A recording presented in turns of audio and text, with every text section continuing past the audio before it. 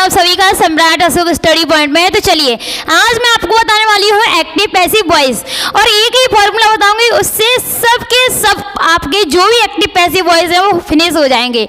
Okay, तो चलिए मैं आपको एक फॉर्मूला दूंगी, बस उसको माइंड में रखना है और उससे सारे के सारे जो भी एक्टिव वॉइस हैं आप बना सकते हो। ओके, तो सबसे पहले हम देखेंगे एक्टिव, यानी देखिए सबसे पहले हम देखेंगे कि ये जो वॉइस टॉपिक है, क्या टॉपिक है? वॉइस टॉपिक है। इसको हिंदी में कहते हैं वाच्य। क्या कहते हैं? वाच्य। ओके, और यह दो भागों में बांटी गई है। कौन कौन से? एक्टिव वॉइस और पैसिव वॉइस। ये तो जनरली सबको पता होता है ना। चलिए आगे बढ़ जाते हैं फटाफट से कि वाच्य को दो भागों में बांटा गया है, ये सब जानते हैं। Active voice, passive voice. फटाफट से यहाँ देखेंगे एक्टिव क्या होता है, पैसिव क्या होता है। सबसे पहले मैं आपको बात बता दूं कि मैं ज़्यादा फालतू का ज्ञान नहीं बांटूंगी, ओनली मैं आपको बताऊंगी बिल्कुल इंपॉर्टेंट कंटेंट जो कि आपकी परीक्षा में सीधे सीधे डायरेक्ट आता है। ओके, तो चलिए फटाफट से हम देखते हैं एक्टिव क्या होता है और पैसिव क्या होता है। एक्टिव वाक्य वे वाक्य होते हैं जो एकदम सीधे तरीके से कहे जाएं। ओके, और पैसिव वाक्य वो होते हैं जो थोड़ा सा घुमा के कहे जाएं। सीता खाना खाती है, ये वाक्य मैंने बोला। ओके, फिर उसके बाद में मैंने बोला कि सीता के द्वारा खाना बनाया जाता है, तो ये वाक्य वही तो हुआ। चाहे उसको ऐसे कहो चाहे ऐसे कहो, बात तो वही हो रही है कि सीता के द्वारा खाना बनाया जाता है, सीता खाना बनाती है, बस बात वही है, बस लहजा बदल गया कहने का, है ना। चलिए फटाफट से हम देखेंगे he writes a letter. He writes a letter यानी कि वो पत्र लिखता है, और a letter is written by him. यह लेटर मेरे उसके द्वारा लिखा जाता है। तो आपको पता चला इसमें ओनली द्वारा लग गया है पैसिव वॉइस में, और इसमें लगाया है ओनली एकदम सादा सिंपल वाक्य है। यस, आपको बिल्कुल समझ में आ गया होगा।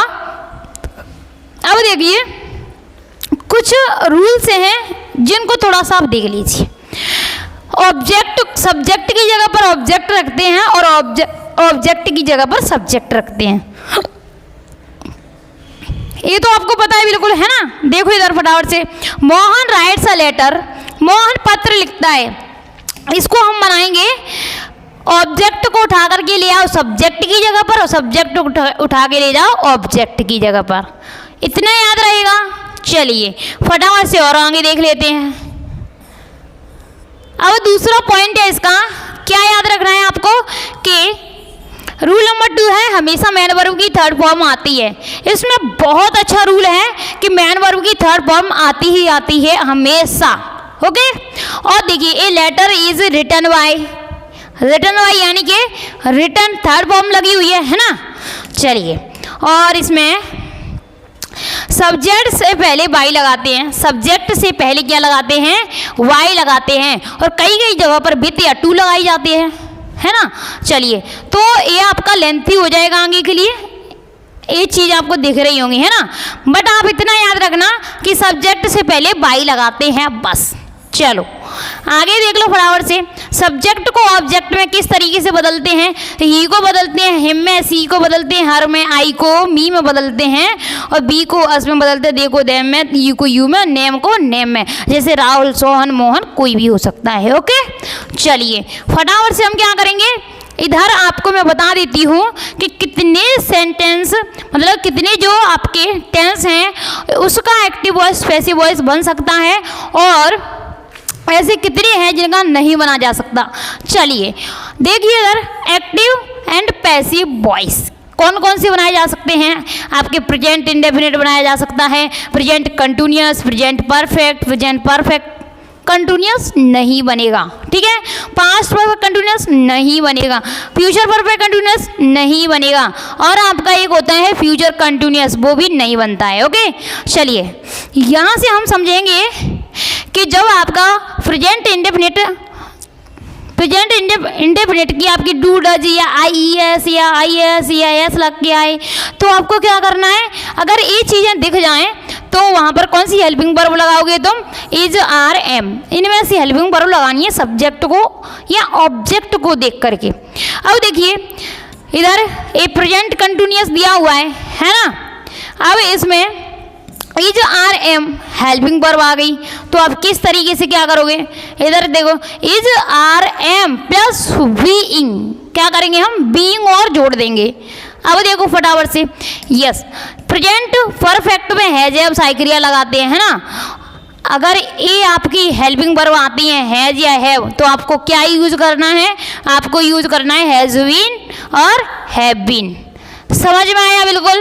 यानी कि मैं कहने का सेंस ये है मेरा कि जो आपकी प्रेजेंट इंडेफिनिट है उसमें प्रेजेंट कंटिन्यूअस की सहायक क्रिया लगेगी, और प्रेजेंट कंटिन्यूअस में ही यूज करना है तो प्लस बीइंग और लग जाएगा। अगर आपकी प्रेजेंट परफेक्ट है और उसमें आपकी हेल्पिंग वर्ब हैज और हैव, तो उसको हटाएंगे, हैज बीन हैव बीन लगाएंगे आगे वाली, ठीक है। समझ में आया, दैट्स इट। समझ में आया होगा बिल्कुल अच्छे तरीके से। आगे देखिए फटाफट से, और देखिए बिल्कुल सिंपल तरीके से मैं आपको समझाने की कोशिश कर रही हूँ, ध्यान से देखा करो। पास्ट इंडेफिनिट में अगर आपको मेन वर्ब की सेकंड फॉर्म दिख जाए या फिर डिड दिखाई दे जाए, तो आपको क्या करना है, आप लगाओगे वाज या वर, ओके।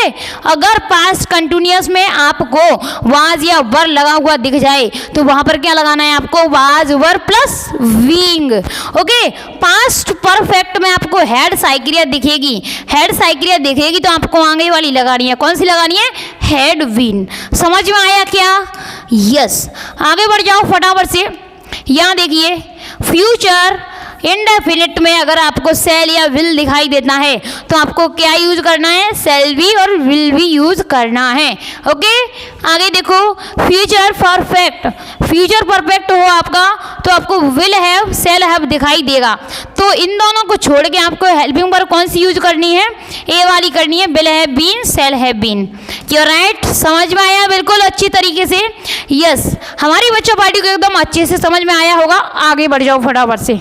देखिए इधर मैं आपको एक एग्जाम्पल के थ्रू समझा दूंगी, फिर क्या करना है आपको, ऐसे ही ऐसे करके सेंटेंस बनाते रहना है, बस ये कॉन्सेप्ट है आपका। बस देखना इधर 4 सेंटेंस हैं आपके, वो यहाँ पर 4 टेंस हैं आपके जो कि एक्टिव पैसिव वॉइस में नहीं बदले जा सकते, ओके। बल्कि इनका सेंटेंस, इनका एक्टिव वॉइस पैसिव वॉइस से कोई मतलब नहीं रहता है, इन्हें हम नहीं बनाते हैं, ओके। कौन कौन से हैं, present perfect continuous, past perfect continuous, future perfect continuous और है आपका फ्यूचर कंटिन्यूअस। समझ में आया, यस। एक एग्जांपल देके वो समझा दूंगी, फिर हो गया आपका काम खत्म, ओके। देखो इधर फटाफट से, ये रहा आपका present indefinite tense. Present indefinite में आपको अगर एस या ईएस या ईएस या फिर डू या डज आपको किसी भी सेंटेंस के अंदर दिख जाए, तो आपको हेल्पिंग वर्ब कौन सी यूज करनी है, इज आर एम। कौन सी यूज करनी है, इज आर एम, इनमें से करनी है, ओके। एक सेंटेंस और देखो फटाफट से जल्दी से, ये रहा आपका एक्टिव का फॉर्मूला और ये रहा आपका पैसिव वॉइस का फॉर्मूला। कौन सा है, देखो subject plus helping verb plus main verb plus object plus other verb. ये तो रहा आपका एक्टिव वॉइस का। पैसिव वॉइस का कौन सा रहेगा, object plus helping verb plus main verb की third form plus by plus subject. इस फॉर्मूले को याद कर लेना, सबकी सब आपके फिनिश हो जाएंगे। देखो इधर फटाफट से एक सेंटेंस दे रही हूँ मैं आपको, इसको कैसे बनाएंगे देखो इधर फटाफट से। दे राइट अ लेटर, है ना। आपको देखो इधर, आपको यहाँ पर एस या ई एस या आई ई एस लगा हुआ दिखाई नहीं दे रहा है, ना डू या डज, परंतु आपको एक चीज़ दिखाई दे रही होगी कि यहाँ पर ना तो सेकंड फॉर्म लिखी है और ना ही यहाँ पर कुछ हुआ है।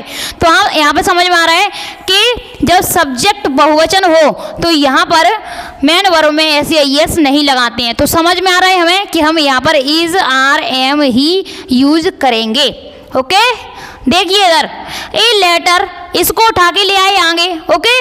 और फिर और हमने क्या किया, इज आर एम में से ए लेटर सिंगुलर है तो हमने इज लगा दिया, और देखिए इसकी थर्ड फॉर्म लिख दी रिटर्न, और फिर उसके बाद सब्जेक्ट से पहले वाई, उसके बाद देम, ओके। इस तरीके से क्या करना है आपको, एकदम बनाना सीखना है। तो यहाँ पर होते हैं आपके, ये फिनिश नहीं होते हैं। अगर छोटी वीडियोस में देखोगे तो इतना ही कंटेंट ला पाऊंगी, ठीक है, आप सब जानते हैं। और अगर आपको फुल वीडियोस देखनी है तो हमारे चैनल पर डली हुई है, आप देख सकते हो।